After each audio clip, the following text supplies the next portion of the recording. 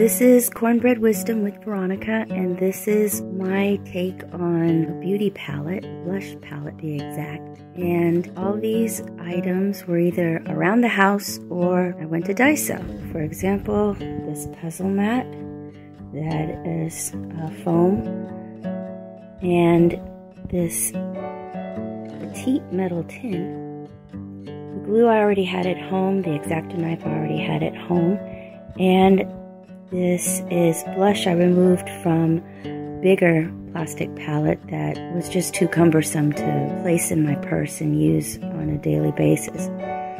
So this is where I cut out this piece to fit into the tin. Use the X-Acto knife to make the circles that I will be placing these blushes into. I'll be using the glue to affix them in place. And then I'll be ready for spring and summer and winter and fall, because I think these colors will cover all 4 seasons pretty much.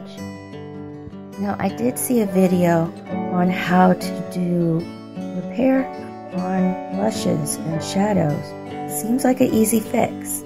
It requires rubbing alcohol, perhaps a toothpick, and a lot of patience. So I will be considering whether or not to do that to fix 1 or 2 or 3 of these blushes. I haven't decided yet, but I am happy with this craft idea, and it's easy to duplicate, especially since the puzzle mat was only $1.75 and the tin was also $1.75.